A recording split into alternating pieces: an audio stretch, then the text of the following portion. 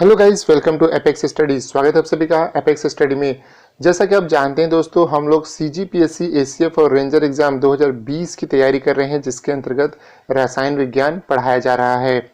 रसायन विज्ञान में हम लोग ने 2-3 वीडियो देख लिया दोस्तों, और आज जो है टॉपिक हम देखने वाले हैं वो है कुछ महत्वपूर्ण रासायनिक यौगिक। ठीक है, आप ये सिलेबस में देख सकते हैं। कुछ महत्वपूर्ण रासायनिक यौगिक, गुण एवं उपयोग, बनाने की विधि, उत्पादन। इसके अंतर्गत जल है, कपड़े धोने का सोडा है, खाने का सोडा है, विरंजक चूर्ण एवं प्लास्टर ऑफ पेरिस इत्यादि को जो है दोस्तों देखेंगे किस तरह से बनेगा, किस तरह से इसका जो है उपयोग होता है। इसके अलावा जो इम्पोर्टेंट लगेगा उसको भी मैं आपको वीडियो में बतलाऊंगा, उसका सूत्र बतलाऊंगा, उसका रासायनिक नाम क्या है और उससे क्या उपयोग होते हैं। तो चलिए दोस्तों शुरू करते हैं। देखिए, पहला है अपना जल। तो जल के बारे में आपको बतला दूं, थोड़ा सा बड़ा टॉपिक है। जल के विषय पे जो है मैं एक सेपरेट वीडियो जो है आपको दूंगा, जिसमें जल के बारे में ए से लेकर जेड तक जो भी चीजें होती है सब मैं आपको बता दूंगा। ठीक है, और वेट नहीं करना है, दे दूंगा तुरंत उसको। चलिए आगे बात कर लेते हैं। सबसे पहले बात करते हैं रासायनिक यौगिक की बात की जा रही है, तो यौगिक होता क्या है। ठीक है, तो यौगिक किसे कहते हैं? जिसमें दो या दो से अधिक तत्व एक निश्चित अनुपात में मिले होते हैं दोस्तों, उसको यौगिक कहते हैं। ठीक है, कौन मिला होता है? तत्व मिला रहता है। 1 मिले, 2 मिले, 3 मिले, 10 मिले। ठीक है, तत्व मिला रहता है और एक निश्चित अनुपात में मिले रहेगा। तो ये जो आपका मिलन रहेगा, कह सकते हो, तो ये क्या कहलाएगा? आपका यौगिक कहलाएगा। और सेम चीज यदि आप उसमें अनिश्चित शब्द जोड़ दें, मतलब अनिश्चित शब्द मात्रा में मिले रहेगा यदि तत्व, तो वो मिश्रण कहलाता है। ये अंतर होता है। ठीक है, तो ये तो आप साधारण रूप से समझ गए कि यौगिक क्या होता है। अब यही जो अलग अलग जो तत्व मिले रहते हैं, ये आपस में जब क्रिया करे कुछ नया चीज बनाते हैं, तो उसको हम रासायनिक यौगिक के नाम से जानते हैं। ठीक है, अब इसके अंतर्गत हमको पढ़ना है जल। तो जल के बारे में सेपरेट वीडियो दूंगा। तो सबसे पहले बात करते हैं खाने का सोडा। ठीक है, खाने का सोडा यानी कि बेकिंग पाउडर, ये जो है किस तरह से बनता है और क्या उपयोग आता है। ठीक, तो देखिए, खाने का सोडा जो होता है दोस्तों, अमोनियम कार्बोनेट, अमोनियम कार्बोनेट पे CO2 मतलब कि कार्बन डाइऑक्साइड गैस जो है प्रवाहित की जाती है, जिससे उत्पाद में बेकिंग पाउडर प्राप्त होता है। ठीक है, तो आपको यहाँ पे प्रश्न दो तरीके से पूछ सकता है। एक तो अमोनिया बेकिंग सोडा बनाने के लिए किस चीज का उपयोग किया जाता है? तो अमोनियम कार्बोनेट का उपयोग किया जाता है।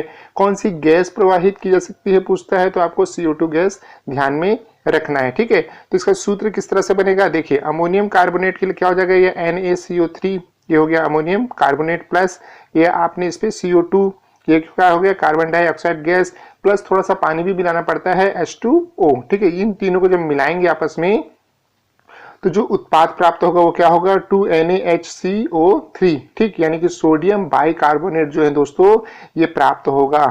ठीक है, तो बेकिंग सोडा बनाने के लिए सबसे पहले आपको सोडियम बाइकार्बोनेट बनाना पड़ेगा, जिसके लिए आप अमोनियम कार्बोनेट पे कार्बन डाइऑक्साइड छोड़ेंगे, साथ में थोड़ा पानी भी डालेंगे, और ये आपको मिल जाएगा सोडियम बाइकार्बोनेट। इसके बाद जो सोडियम बाइकार्बोनेट होता है 2NaHCO3 जो होता है, इसको थोड़ा गर्म करेंगे, ऊष्मा देंगे। तो जब गर्म करेंगे, ऊष्मा देंगे, यहाँ पे देख सकते हैं आप, तब ये हम क्या चीज छोड़ेगा? तो ये छोड़ेगा आपका सोडियम कार्बोनेट। Na2CO3 जो है ये हमको प्राप्त हो जाएगा। साथ में कार्बन डाइऑक्साइड गैस भी मिलेगी और साथ में थोड़ा पानी भी मिलेगा। मतलब बात यही हो गई कि पहले कार्बन डाइऑक्साइड और पानी ये सब छोड़ छाड़ के मिला के बनाए थे, तो सोडियम बाइकार्बोनेट मिला। बाद में जब उसको गर्म कर दिए तो वापस जो है हमको गैस और पानी दोनों मिल गया और साथ में प्राप्त हो गया सोडियम कार्बोनेट। और ये जो सोडियम कार्बोनेट है दोस्तों, यही कहलाता है बेकिंग पाउडर या खाने का सोडा। और इसका जो उपयोग होता है, खाने का सोडा या बेकिंग पाउडर का जो सबसे बढ़िया उपयोग होता है वो ये होता है भोजन में। इडली उडली खाते हो ना भैया, इडली है, ढोकला शोकला है, तो ये सब में डालते हैं खाने को स्पंजी बनाने के लिए, नरम बनाने के लिए, मुलायम बनाने के लिए। साथ ही पेट की अम्लीयता भी दूर करने के लिए भी ये काम आता है और दवाइयों में ये काम आता है। ठीक है, तो आई होप आप ये समझ गए होंगे। साथ ही साथ आपको बता दो इसमें एक चीज और, इसमें टार्टिक अम्ल जो होता है, जो इमली में होता है ना, वही एसिड इसमें भी उपस्थित होता है। ठीक है, तो ये था आपका बेकिंग पाउडर के बारे में, किसकी विधि क्या है और कैसे बनाया जाता है और किस तरह से जो ये कह सकते हैं कि इसका उपयोग किया जाता है। ठीक है, इन सब के अंतर्गत क्वेश्चन है, सूत्र दे सकता है आपको, कौन सा गैस कह सकते हैं मिला के बनाया जाता है, प्रवाहित किया जाता है। कौन सी गैस रिलीज होती है जब ऊष्मा देते हैं, ठीक है। साथ में एक चीज और बताऊं आपको, यदि हम इसको एसिड के साथ में अभिक्रिया कराते हैं, ठीक है, अम्ल के साथ में अभिक्रिया कराते हैं बेकिंग पाउडर का, तो ये लवण बन जाता है, ठीक है, यानी कि नमक बन जाता है। साथ में ये CO2 भी छोड़ेगा और पानी भी छोड़ेगा, ठीक। ये चीज आप ध्यान में रखिएगा। इसके बाद हम बात करते हैं दोस्तों धावन सोडा, यानी कि धोने का सोडा, वॉशिंग सोडा, ये सबके नाम से इसको जानते हैं, ठीक है। धावन सोडा जो है बनाने के लिए क्या चाहिए हमको, सोडियम हाइड्रोक्साइड की आवश्यकता पड़ती है, और इस पे भी हमको कार्बन डाइऑक्साइड CO2 जो है छोड़ना पड़ता है। इसके फलस्वरूप जो उत्पाद प्राप्त होता है उसको हम लोग कहते हैं धावन सोडा या सोडियम कार्बोनेट, ठीक है। चलिए सूत्र में समझते हैं। देखिए NaOH हो गया, ठीक है ना, सोडियम हाइड्रोक्साइड हो गया, प्लस ये CO2 में तो आपने कार्बन डाइऑक्साइड छोड़ दिया इस पे, तो जब ये दोनों को छोड़ा तो मिलने से क्या चीज उत्पाद प्राप्त हुआ, Na2CO3 प्लस HO2, मतलब कि सोडियम कार्बोनेट तो प्राप्त हुआ ही हुआ, साथ में थोड़ा पानी भी प्राप्त होता है, ठीक है। और इसका सूत्र यदि बैलेंस करना होगा तो आप लोग ये NaOH है ना, प्लस इसके सामने जो है आप 2 लगा देना तो बैलेंस हो जाएगा। तो यहाँ आप ध्यान देना कि यदि आपसे सवाल में, प्रश्न में ये पूछता है कि भाई जो सोडियम कार्बोनेट है, जब सोडियम हाइड्रोक्साइड पे कार्बन डाइऑक्साइड गैस छोड़ी जाती है तो क्या प्राप्त होता है, तो आपको ये सूत्र देगा, तो आपको यहाँ ध्यान रखना है कि Na2CO3 प्लस HO2 को ध्यान रखना है। लेकिन कहेगा कि यदि संतुलित कर देते हैं तो कौन सा सूत्र प्राप्त होगा, तो आपको 2 आगे लगा के ध्यान रखने के 2NaOH ये प्राप्त होगा, ठीक है, सोडियम कार्बोनेट प्राप्त होगा। ये क्षार होता है एक प्रकार से, ठीक है ना, बेस होता है एक प्रकार से। जल के साथ यदि इसकी अभिक्रिया करवाते हैं, पानी के साथ करते हैं, तो क्या होगा, क्षारीय विलयन देगा। ये क्वेश्चन आपसे बन सकता है, पूछ सकता है, ठीक है। किस तरह से देगा, देखिए ये रहा आपका सोडियम कार्बोनेट Na2CO3 प्लस, इसमें हम लोगों ने जो है पानी मिला दिया 2H2O, ठीक है, ये पानी मिला दिया, तो पानी मिला दिया तो क्या प्राप्त हो गया आपका 2NaOH प्लस HOCO3, ठीक है। ये जो है क्षारीय विलयन हमको प्राप्त हो जाएगा। यदि अम्ल के साथ में जो है दोस्तों इसका हम अभिक्रिया कराएंगे तो ये सॉल्ट छोड़ देगा, लवण छोड़ देगा, ठीक है। तो ये चीज आप ध्यान में रखिएगा। अब हम बात करेंगे विरंजक चूर्ण के बारे में। विरंजक चूर्ण जो है, नाम इतना खतरनाक है कि कई लोग को समझ ही नहीं आता कि विरंजक चूर्ण जो है होता क्या है, ठीक है। मैं खुद जो है शुरू में विरंजक चूर्ण को जो है जब मैंने पढ़ना शुरू किया था तो बड़ा ये तकलीफ करता था विरंजक चूर्ण के, मुझे लगता है बहुत ज्यादा शुद्ध हिंदी है ये। तो खैर, विरंजक चूर्ण मतलब होता है दोस्तों ब्लीचिंग पाउडर, ठीक है। ब्लीचिंग पाउडर, सूत्र क्या होता है इसका, CaOCl2, ठीक है। Ca क्या होता है, इसमें कैल्शियम होता है, O क्या होता है, ऑक्सी होता है, और ये Cl2 क्या होता है, क्लोराइड होता है, ठीक है।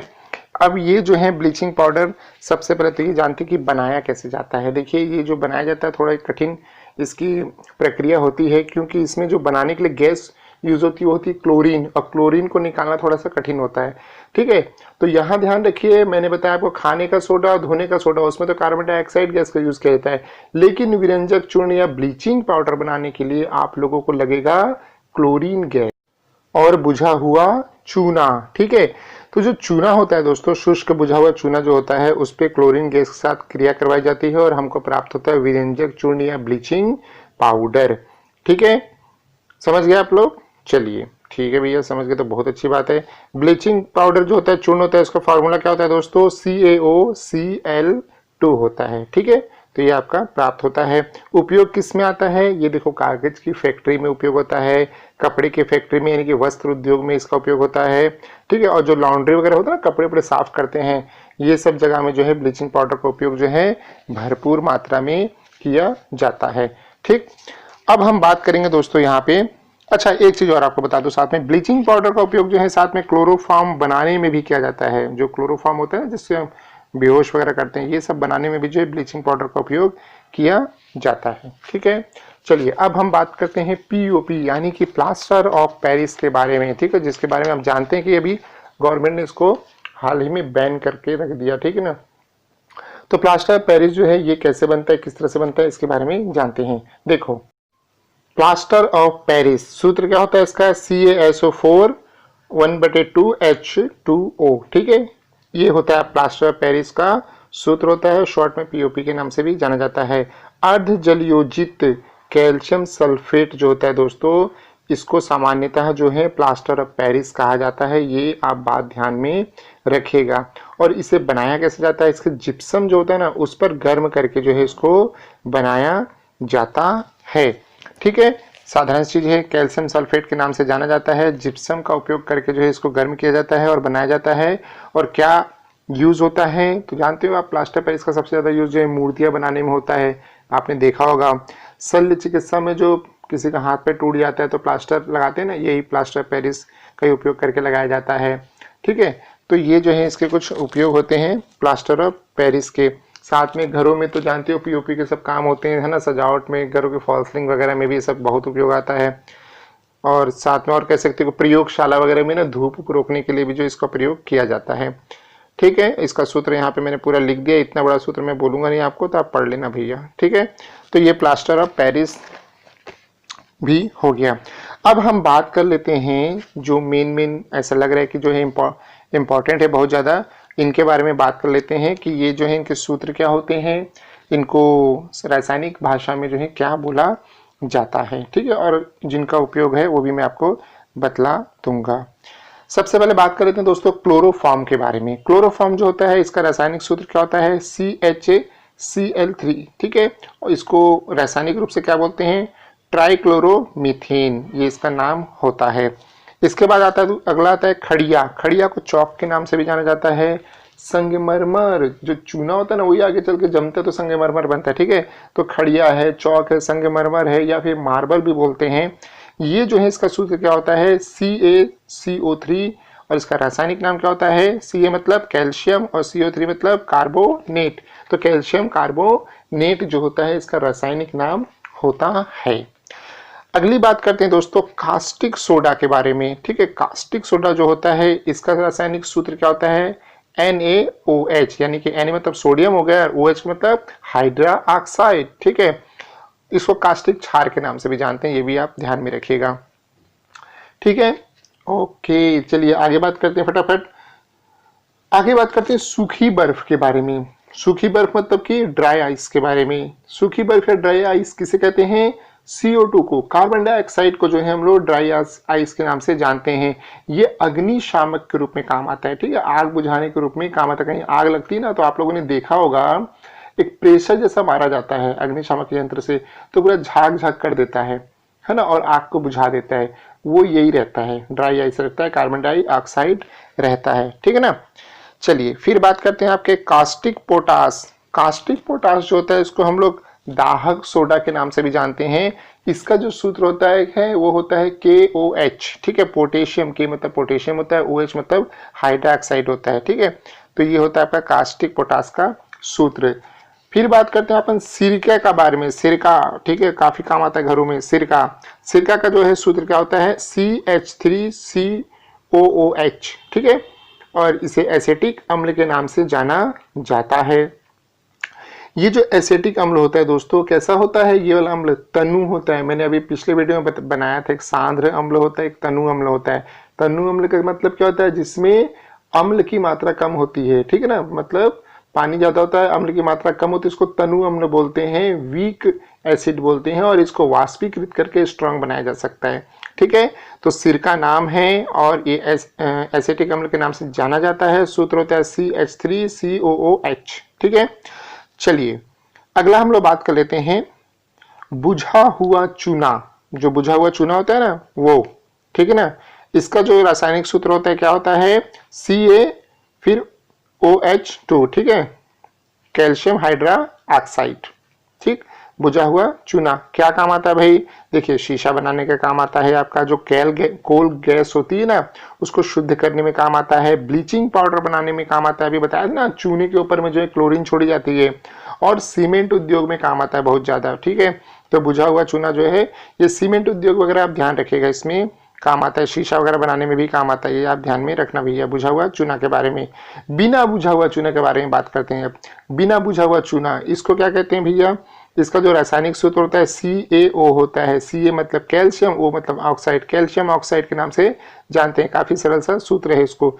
ये जो बिना बुझा हुआ चूना है इसको क्विक लाइम भी कहा जाता है, याद रखिएगा, क्विक लाइम भी कहा जाता है।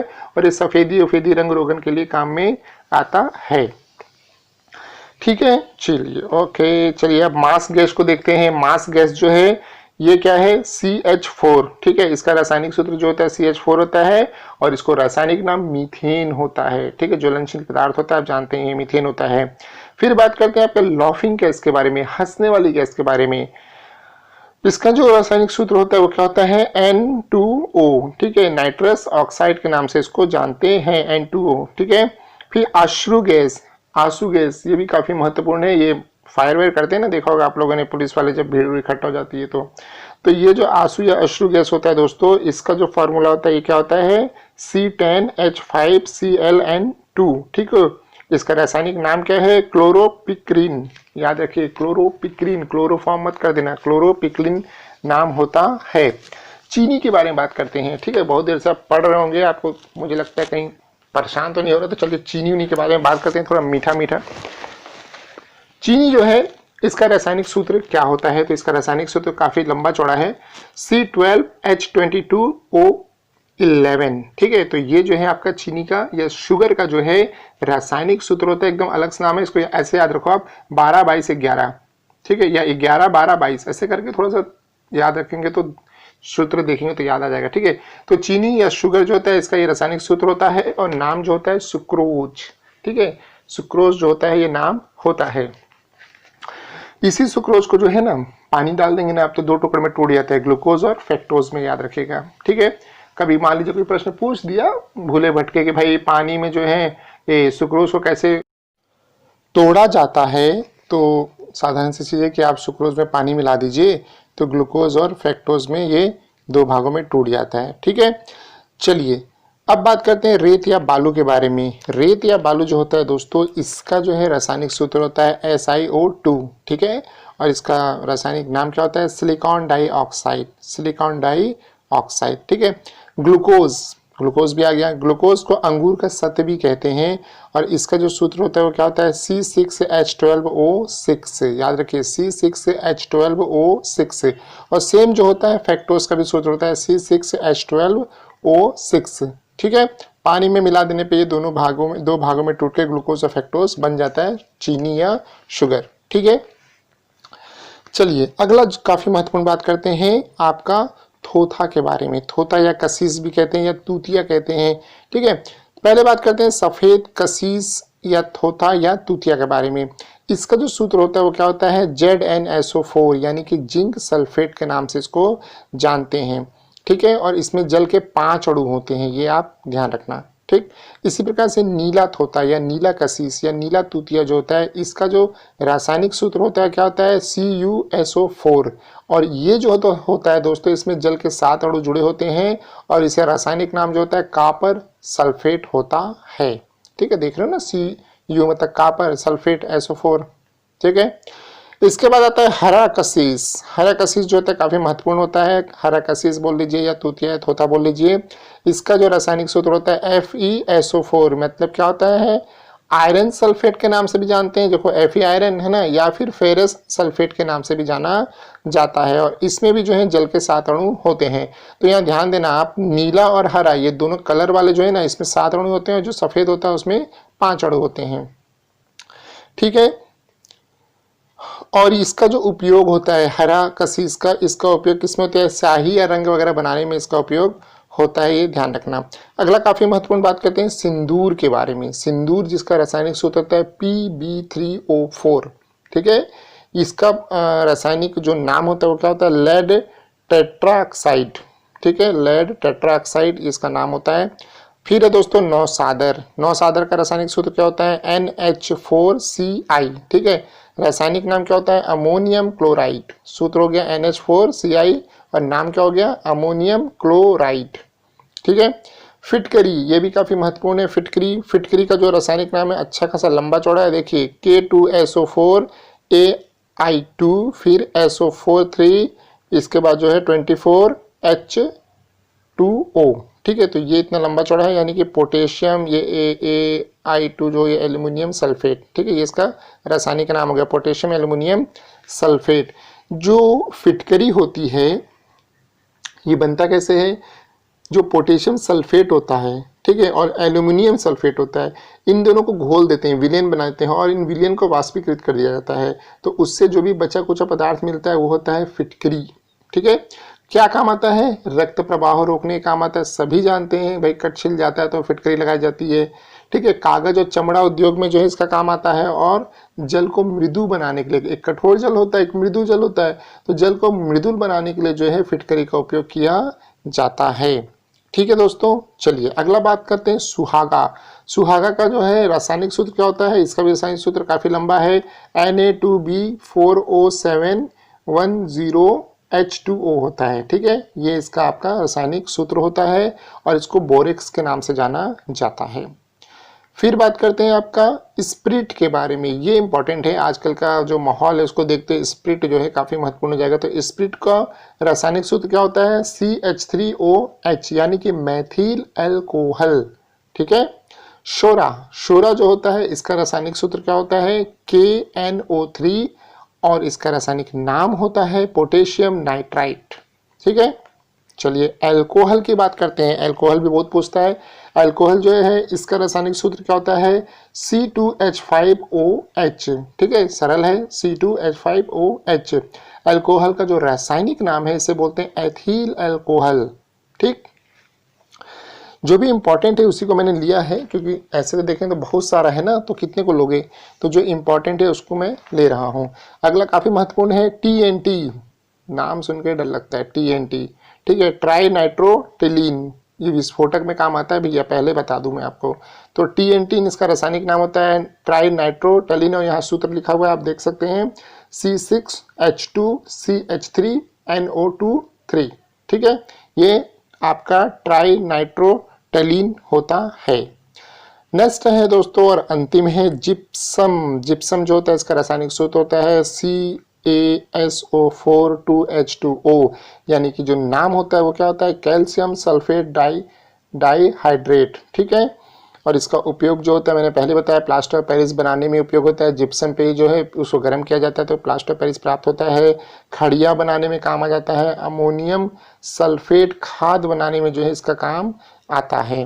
ठीक है, तो ये कुछ महत्वपूर्ण यौगिक थे दोस्तों, मैंने आपको जो बता दिया जो आपको एग्जाम पॉइंट ऑफ व्यू से थोड़े महत्वपूर्ण हैं।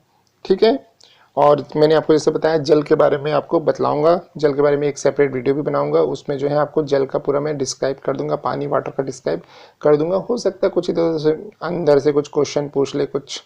ठीक है, तो आशा दोस्तों आपको वीडियो काफ़ी पसंद आएगा। चैनल को सब्सक्राइब कीजिएगा, वीडियो को लाइक कीजिए, शेयर कीजिए, हमें कमेंट कीजिएगा। साथ ही अपेक्स स्टडी को जो है इस वीडियो पर जाके सब्सक्राइब करना ना भूलिएगा। तब तक के लिए thank you and all the best दोस्तों।